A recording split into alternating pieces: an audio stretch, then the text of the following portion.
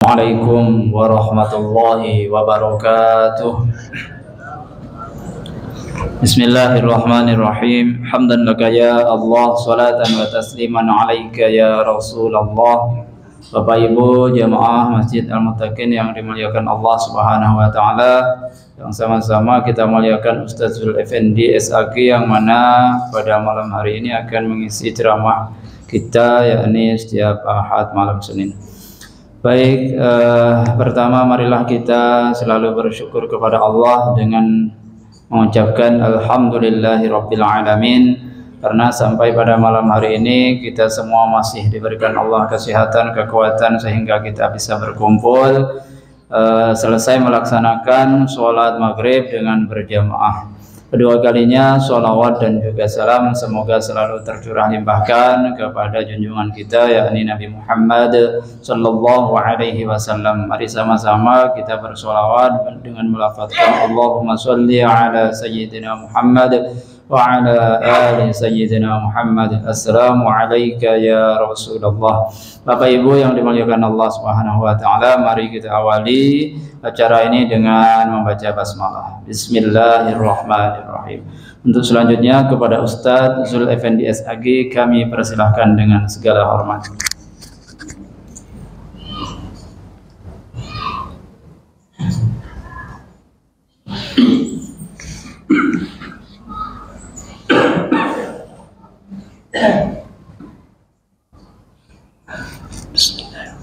Assalamualaikum warahmatullahi wabarakatuh.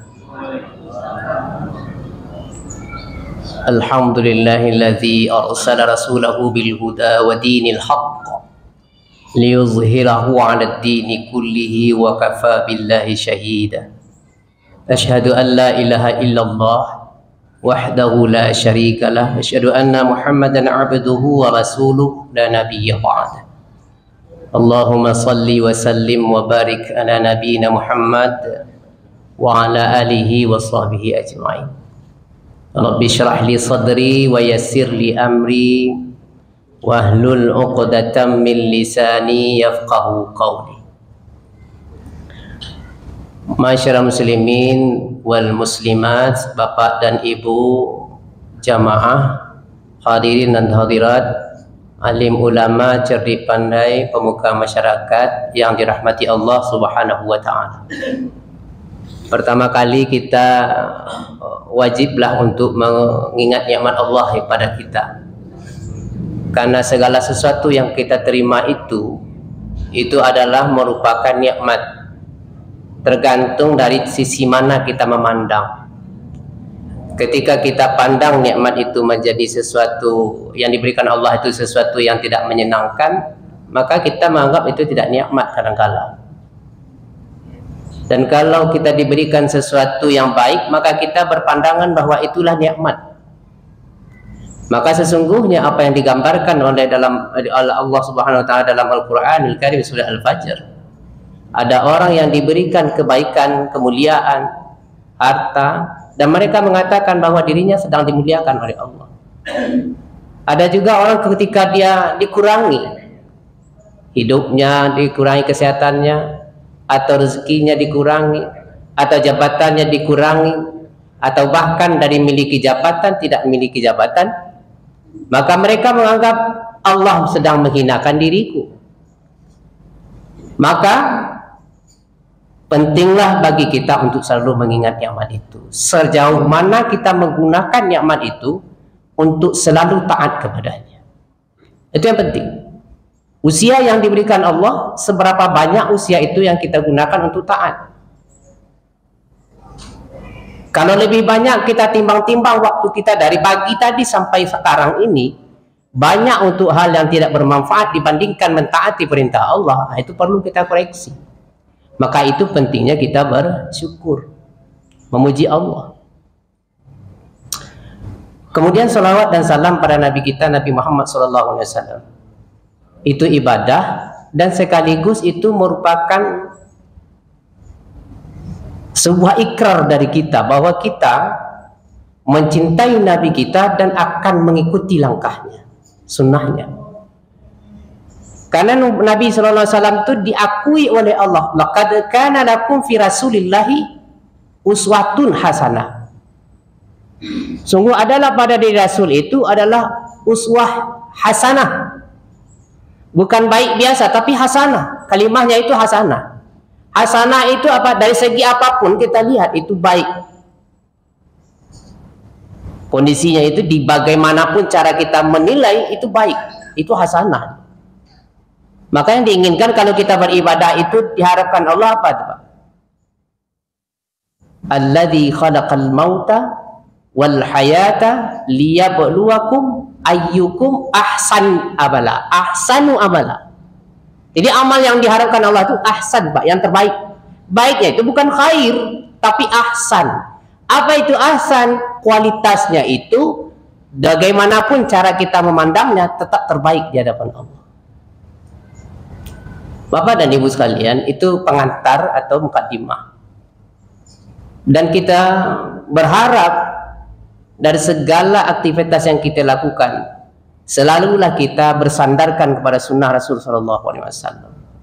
Karena banyak apa yang digambarkan oleh dalam Al-Quran dalam surah Al-Kahfi di 10 akhir itu. Orang yang beramal, ketika dia beramal diberikan perbaikan kepada dia, dia beranggapan bahwa dia tetap terbaik. Dan dia rasakan ketika dia di akhirat, dia mengatakan bahwa dulu amalnya terbaik, tapi kok mendapatkan begini di akhirat gitu. Padahal sudah dikasih tahu, tapi mereka beranggapan apa yang dia lakukan itu yang terbaik. Mudah-mudahan kita terhindar dari cara beribadah yang seperti itu.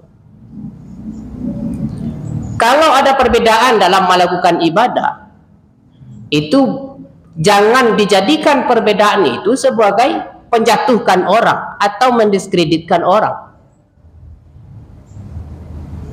Tapi nilai kenapa dia melakukan itu. Kalau kita bisa bertanya kepada orangnya, kok bisa begitu, bagus itu. Tapi kalau takut kita akan menjadi persoalan besar atau tersinggung menyinggung, maka cari dasarnya di mana dia kok bisa melakukan begitu.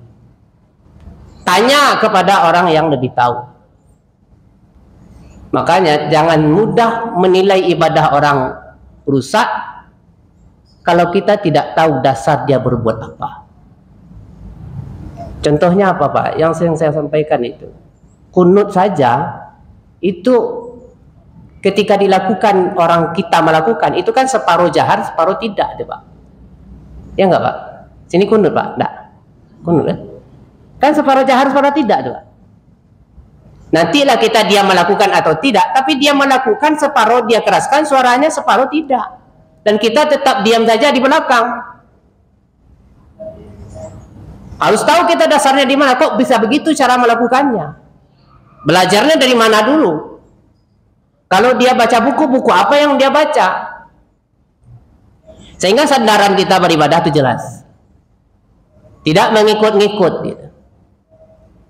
Ada jangan sampai kita memberikan penilaian negatif kepada orang gara-gara berbeda caranya pada kita. Dulu saya pergi haji nggak pernah orang kunut kayak gitu. Misalnya kan kunut, Pak. Di Mekah aja nggak ada kayak gitu. Nggak begitu kan? Tapi cari referensinya apa.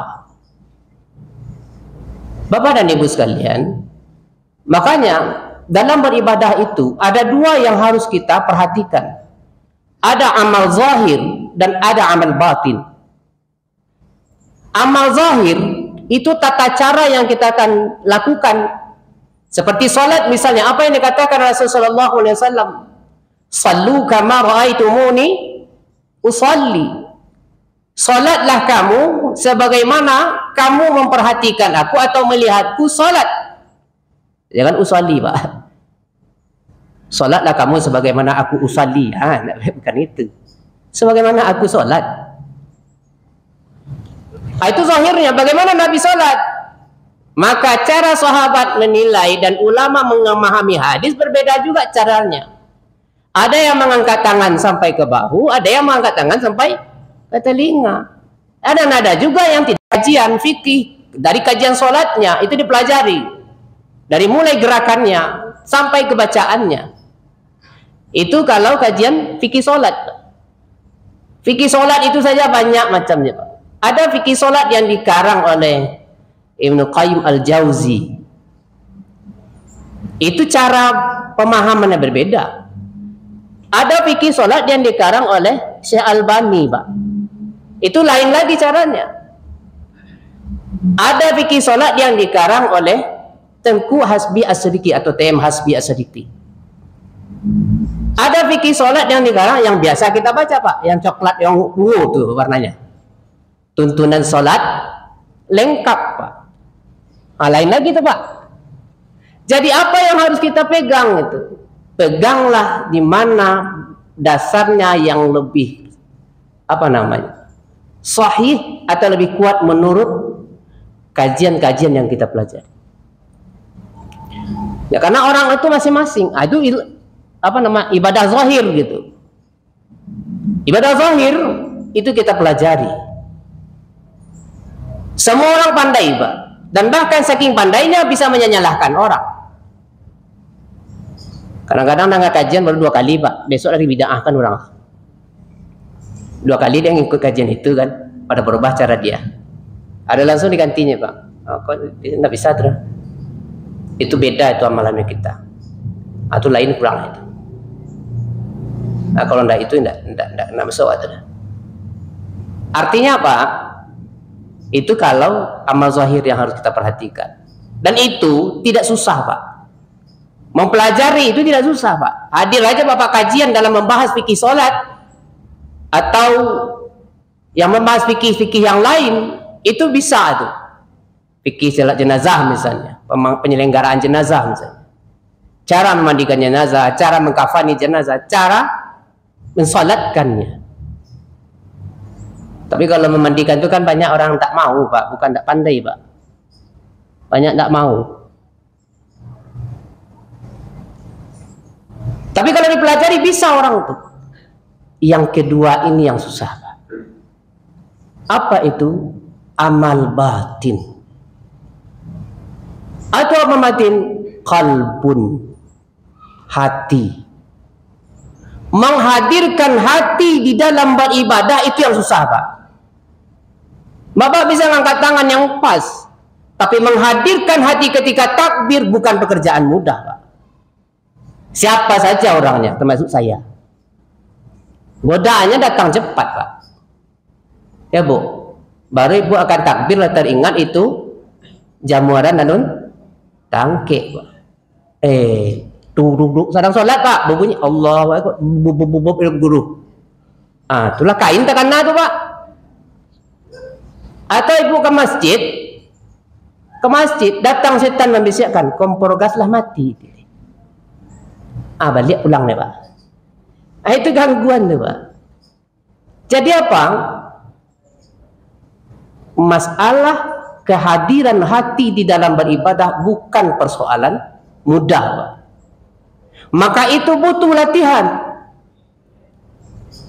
Maka Allah mengatakan dalam Al-Quran, "Uzkurullaha katsira." Ingatlah kepada Allah katsira, dengan sebanyak-banyaknya. Itu latihan, Pak. Maka ketika kita zikir, ketika kita tasbih, ketika tahmid, maka hadirkan hati ketika membaca itu. Maka hadiran itu yang penting. Kehadiran hati itu yang lebih penting dibandingkan kalau kita membaca dengan baik tetapi tidak menghadirkan hati dalam membaca itu. Banyak kita yang hafal doa-doa, Pak. Ada pernah orang bermimpi, Pak. Dihimpi setan. Pernah, Pak, dengar cerita itu, Pak. Tak bisa bernapas, Pak. Ketika itu bisa dia baca ayat kursi, Pak. Ayat kursi bisa dibaca dan setan tetap ngimpit, Pak. Kenapa? Karena tidak menghadirkan hati di dalam itu. Itu contohnya, Pak. Contoh pengalaman hidup saja. Tapi kalau dalam beribadah, Imam Al-Ghazali dalam kitab Ihya Ulumuddin ketika dia membahas masalah salat, maka di akhir pembahasan itu dia mengatakan bahwa kehadiran hati, amal batinah adalah hadirnya hati di dalam salat, itu khusyuk. Qad aflahal mu'minun alladzina hum fi salatihim khashi'un. Tunduk, Pak. Khasyi'un itu bukan sekadar mengingat Pak, tapi tunduk merendahkan hati kepada Allah. Maka banyak orang ketika melakukan solat, target solat itu apa Pak? Target solat tanha anil fahsyai wal munkar, mencegah perbuatan keji dan mungkar Pak. Tapi dia solat tak merubah yang dua itu Pak, tidak mencegah perbuatan keji dan mungkarnya. Kenapa? Karena dia sekedar amal zahirnya Pak, nggak dapat amal batinnya. Dia cuma bisa membaca dengan pas, wajjahtu wajhiya lilladzi fataras samawati wal ard hanifan musliman wa ma ana minal musyrikin. Dia baca pas tuh Pak, makhrajnya, tajwidnya, fasahah Pak. Tapi hadir tidak hatinya ketika membaca itu. Apalagi kalau salat tarawih Pak. Kalau saya ikuti salat tarawih Pak, salat tarawih itu agak diam dia sejenak setelah takbir itu di rakaat pertama itu Pak. Itulah kedua, ketiga, berikutnya itu tidak lagi itu Pak. Allahu Akbar, Bismillahirrahmanirrahim katanya. Nah, dan dia baca lagi itu Pak. Cobalah Bapak perhatikan tuh. Kalau di sini mungkin tidak begitu. Tempat lain. Langsung dia Al-Fatihah walaupun itu sunnah, Pak.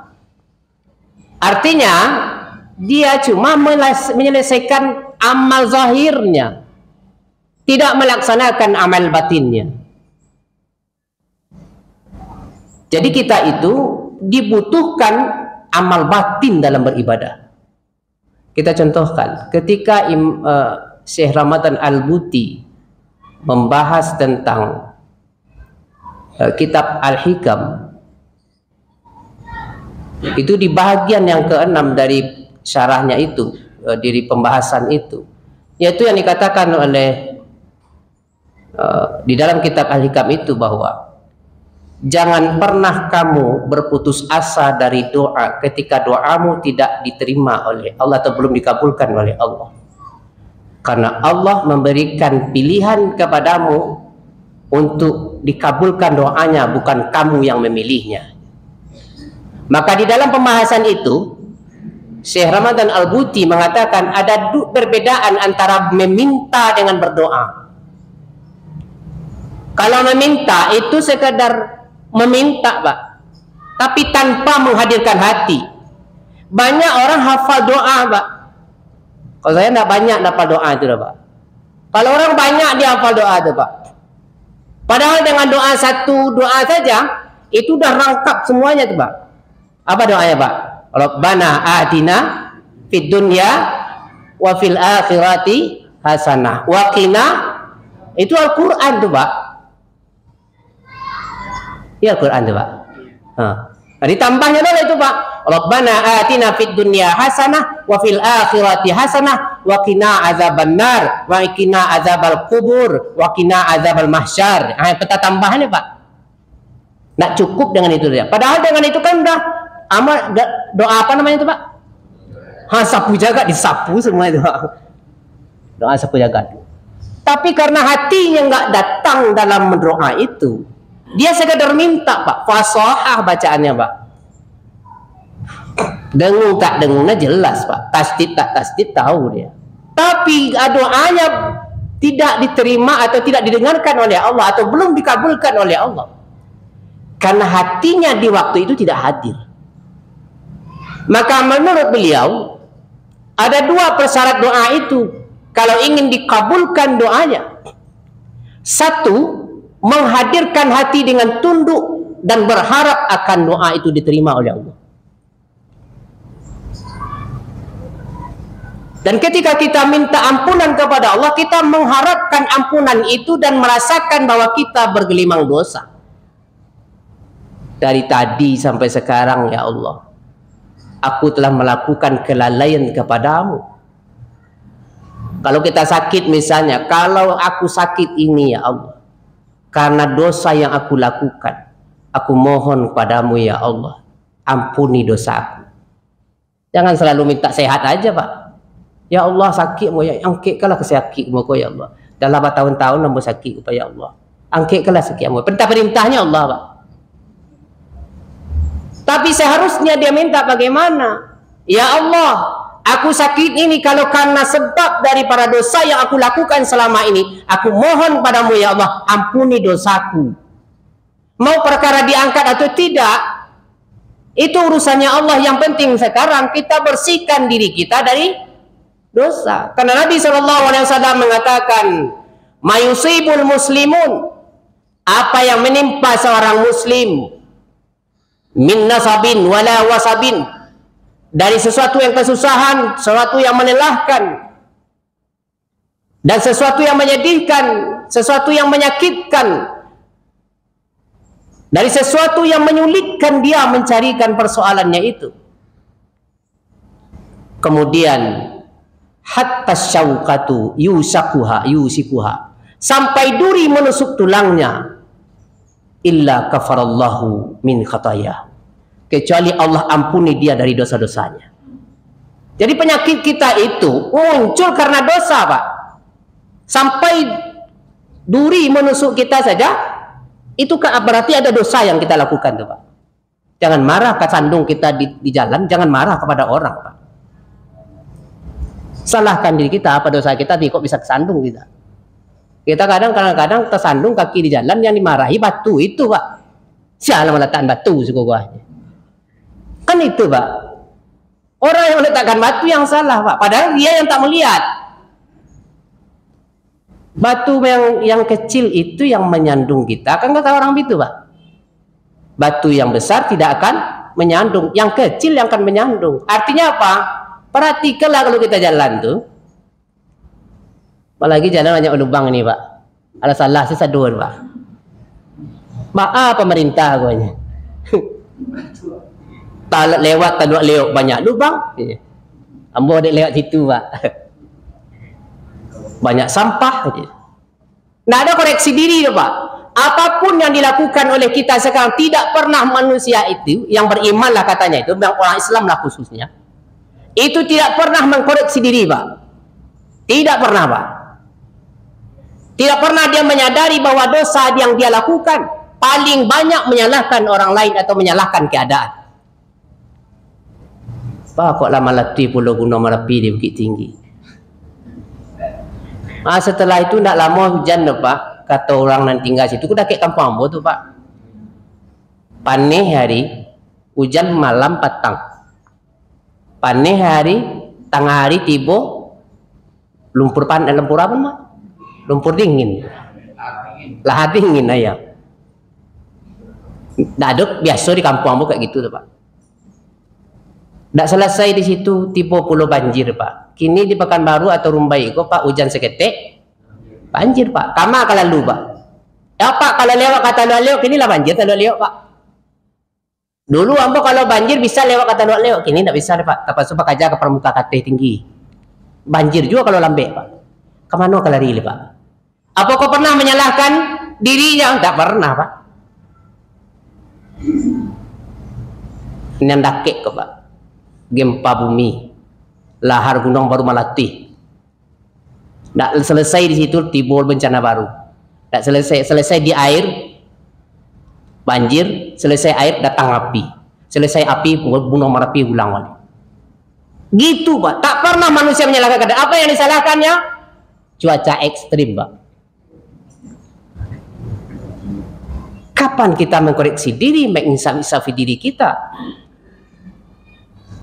Maka sesungguhnya manusia tidak akan pernah diampuni dosanya oleh Allah selagi dia tidak menyadari dosanya itu sendiri. Tak pernah istighfar, Pak. Makanya istighfar itu bukan sekadar astagfirullah, astagfirullah, bukan sekadar itu. Tapi ketika satu kali kita baca istighfar, seberapa kita bayangkan dosa kita yang kita lakukan dari mulai kita balik saja sampai saat ini, Pak. Maka Nabi SAW mengatakan, perbanyaklah doa minta ampun kepada Allah. Rabbi zalamtu nafsi zulman katsira. Hai Tuhanku, ya Tuhan yang mengatur hidupku, yang beriku nafas, berikan aku rezeki. Zalamtu nafsi zulman katsira. Aku zalim terhadap diriku dengan zalim yang sangat banyak.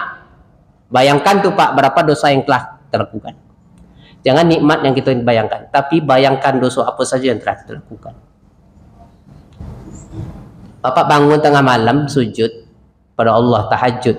Kan Allah tunggu kita istighfar tuh Pak.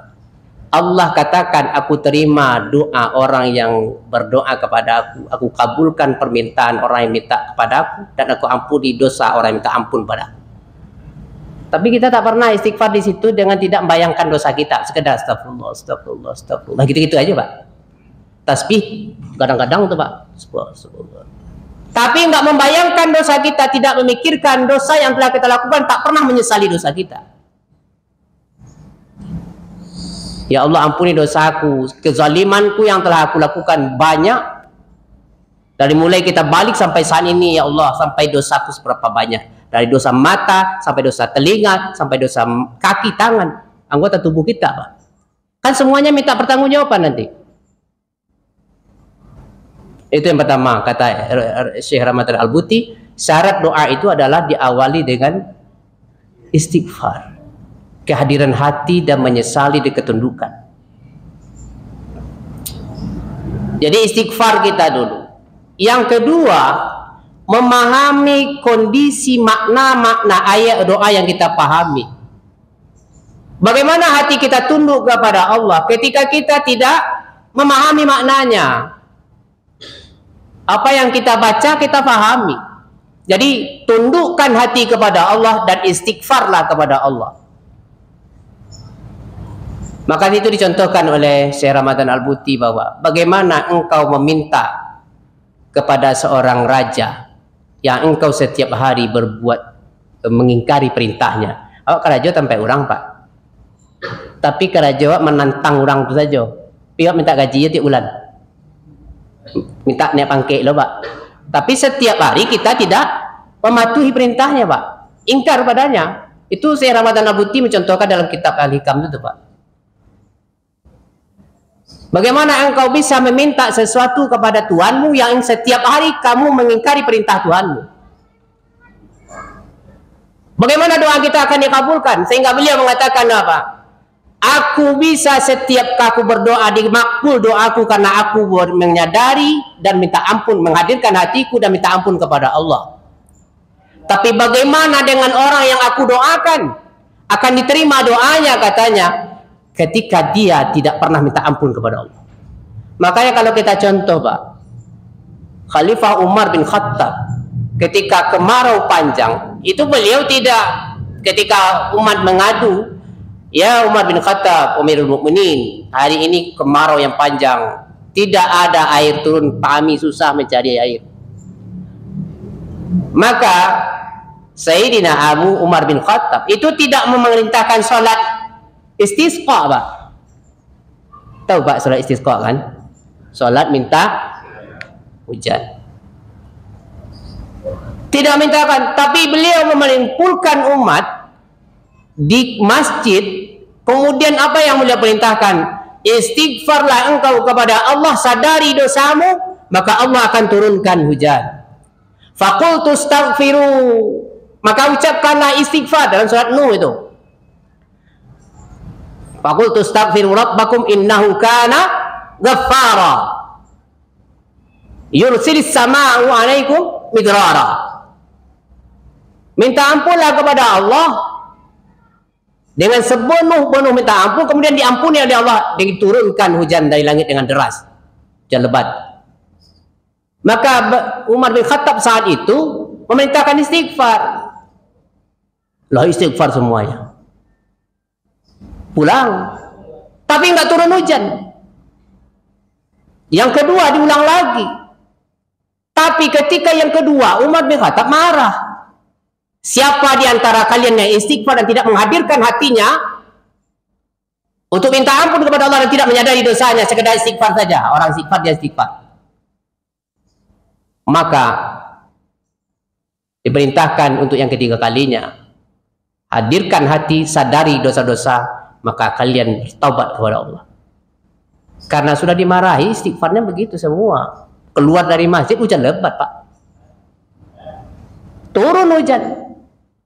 Jadi kalau kita mengambil hikmah dari pelajaran itu, tertahannya nikmat Allah kepada kita karena dosa yang kita lakukan. Jadi jangan pernah menyalahkan keadaan, jangan pernah menyalahkan alam, cuaca, suhu, tapi salahkan diri kita, periksa diri kita, hisab diri kita, apa yang telah kita lakukan sehingga Allah tidak menurunkan rahmatnya kepada kita. Itu dua itu syaratnya, Pak.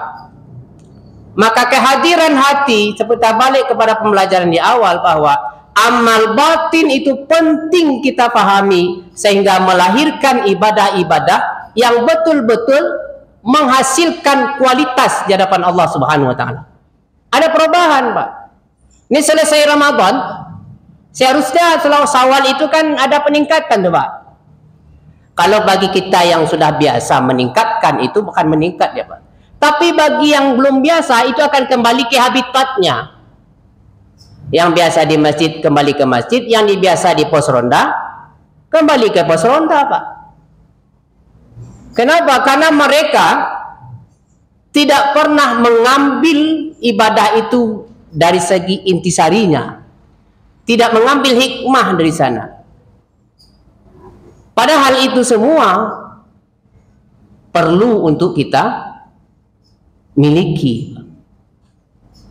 Apa saja ibadah yang kita lakukan, penting menghadirkan hati dalam melakukan ibadah itu. Bapak dan Ibu pada jamaah yang hadir, yang dirahmati oleh Allah Subhanahu wa taala. Makanya ketika Nabi Muhammad SAW dan di depan para sahabat, apa kata sahabat? Kami duduk bersama Rasul SAW. Kemudian datang sosok yang berpakaian putih, duduk di samping Nabi, kemudian pahanya didekatkan dengan paha Nabi, tangannya diletakkan di tangan Nabi, kemudian dia bertanya kepada Nabi SAW, mal Islam? Apa itu Islam? Pernah hadis itu, Pak? Maka disebutkan Nabi rukun Islam. Kemudian ditanya mal iman, maka dijawab dengan rukun iman, Pak.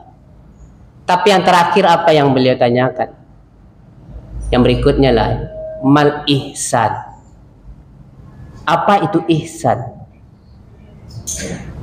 Jadi yang pertama yang diajar, yang ditanya itu adalah amal zahir, Pak.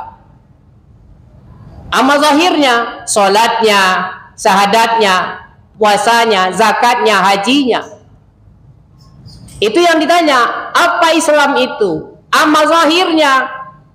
Ada sholat, ya Islam dia. Ada puasa, ya Islam. Masuk ke berikutnya, tahapan tingkatan kedua, mal iman. Bukan sekedar zahirnya, tapi ditanya batinnya. Seberapa jauh keyakinannya kepada Allah. Kalau kamu yakin dengan Islam, apa keyakinan isinya? Disebutkanlah rukun iman yang 6. Iman kepada Allah, iman kepada Rasul, iman pada malaikat, iman pada kitab, iman pada Rasul, pada hari kiamat, kadar baik dan kadar buruk. Tapi kualitas yang terakhir ini, Pak, yang saya maksudkan kita pahami dari tadi adalah menghadirkan hati sehingga melahirkan perubahan dalam ibadah. Mal ihsan. Apa itu ihsan? Maka Nabi mengatakan, engkau menyembah Allah seolah-olah engkau melihat Allah. Dan jika engkau tidak mampu melihat Allah, pastikan dalam dirimu setiap ibadah yang kamu lakukan adanya hadir Allah di sana. Hadirkan Allah dalam hatimu. Kita takbir, hadirkan Allah dalam takbir kita. Karena sholat itu berbeda, Bu. Kalau kita masuk rumah dan keluar rumah, kita ketemu dan kita berpisah, itu kita ucapkan apa, Pak? Assalamualaikum warahmatullahi wabarakatuh. Kan gitu. Bertemu, Assalamualaikum warahmatullahi wabarakatuh. Kita berpisah, Assalamualaikum warahmatullahi wabarakatuh. Kita bertemu dengan Allah memulai kalimatnya dengan bukan Assalamualaikum, tapi Allahu Akbar. Bahkan diperintahkan, dimasukkan ke dalam rukunnya oleh para ulama bahwa innamal a'malu binniyah. Awali dengan niat dulu, pastikan kamu betul-betul siap untuk melaksanakan sholat. Makanya kalau qamati sholat itu, Pak, Qad qamatis shalah itu kan kalimat iqamah itu kan. Kalimat qamat atau iqamat, Pak? Qamat. Nah, kalimat iqamah itu, Pak. Qad qamatis shalah, qad qamatis shalah. Kan kalau kita misalnya kalau orang yang azan tuh, Pak, ketika baca qad qamatis shalah itu, kalau qamat itu berbeda intonasinya dengan apa, Pak? Dengan azan. Dicepatkannya, Pak. Allahu Akbar, Allahu Akbar, syahadu an la ilaha illallah, syahadu anna Muhammadar Rasulullah. Padahal itu bukan kalimat main-main itu. Sama dengan azan kualitasnya. Ditambah dengan qad qamatis shalah, qad qamatis shalah.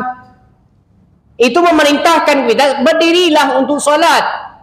Karena salat sudah dekat waktunya untuk dilaksanakan dan imam sudah berdiri. Kalau imam sudah berdiri di depan, berdirilah lagi qad qamatis shalah. Ada juga orang tuh, Pak, karena doa antara azan dan iqamah itu makbul, maka berdoanya lebih panjang, Pak. Laqad qamatis shalah berdoa ajunya le, Pak. Seharusnya berhenti lagi kan, Pak? Karena sudah hampir dari perintahkan qad qamatis shalah, qad qamatis shalah. Dan di saat itu sudah mulai kita menghadirkan hati kita untuk sholat tuh, Pak. Kalau ibu-ibu ada anak-anak jangan sibuk je mengatur anak-anak le. Karena kita udah peduli dengan dunia lagi. Ada. Kalau udah bisa sholat, keluar. Masih gitu, Pak. Untung anak-anak enggak banyak sih kok, Pak.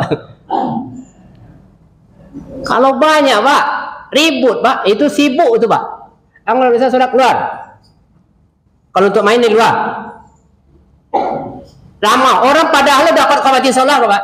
Qad qamatis shalah, qad qamatis shalah. Seharusnya di ketika qad qamatis shalah itu kita sudah berdiri, sudah rapi, sudah bagus tuh, Pak. Karena perlu sebenarnya imam itu lagi mengingatkan sufufakum, kan ada imam pakai bahasa Arab tak? Sufufakum fa inna taswiyatas shaf taswiyatas shaf min tamamis shalah. Imamnya orang ngerti bahasa Arab, Pak. Jamaahnya nggak ngerti bahasa Arab itu dua aja, Pak. Sedangkan di kecian jangan bahasa Indonesia aja, Pak. Shaf lurus dan rapat, gitu kan? Untuk kesempurnaan sholat. Nah, kayak gitu aja, Pak. Apalagi kalau kita gunakan bahasa Arab, Pak. Kalau imam jarang menggunakan kalimat bahasa Arab tuh, Pak. Karena mau tidak pandai bahasa Arab. Dan orang Maudien tidak banyak pula yang pandai, Pak. Jadi Bapak dan Ibu penting menghadirkan hati di dalam ibadah untuk merubah, Pak. Untuk merubah. Kalau seandainya tidak, maka tidak akan terjadi. Maka ketika kita takbir saja, itu Allahu Akbar, Allah Maha Besar. Tak ada lagi yang besar. Oh, alun tadi Anda ada, Pak. Hilangnya, Pak. Minimal ketika awal takbir itu sampai selesai Al-Fatihah itu sudah hadir hatinya itu, Pak. Ini dah masuk kalimat iyyaka na'budu wa iyyaka nasta'in. Apa artinya, Pak? Hanya kepadamu kami menyembah dan hanya kepadamu kami minta tolong. Itu di hati lah sibuk membaca kalimat Allah tuh, Pak. Pemikiran lalu mulai konsentrasikan, tapi kita masih membayangkan yang lain. Karena kita tidak betul-betul menyerahkan. Dan itu bukan seenak membicarakan, Pak. Kalau bukan enak mengeceng ini, Pak. Bukan seenak menceritakan, tapi susah mengaplikasikannya, Pak. Karena susah itulah butuh kita untuk selalu melatih tasbih kita, tahlil kita, tahmid kita, takbir kita. Butuh latihan. Bapak dan Ibu sekalian, jadi jangan sampai nanti sholat kita, puasa kita cuma sebatas kewajiban, Pak. Tapi efek tak masuk, Pak. Tak ada efeknya, Pak. Maka diperintahkan kita itu seperti apa yang dikatakan Nabi tadi, bahwa anta'budallaha ka'annaka tarahu fa illam takun tarahu fa innahu yaraka. Putus hanya untuk memperbaiki akhlak manusia. Akhlak itu lahir dari dua itu, Pak. karena ada amal zahir, amal batin menyatu dalam dirinya, maka melahirkan akhlak yang baik untuk generasi berikutnya, untuk dia kehidupan sehari-hari. Fa'tabiru ilal absar, mohon maaf atas segala kekurangan. Billahi taufik wal hidayah. Assalamualaikum warahmatullahi wabarakatuh.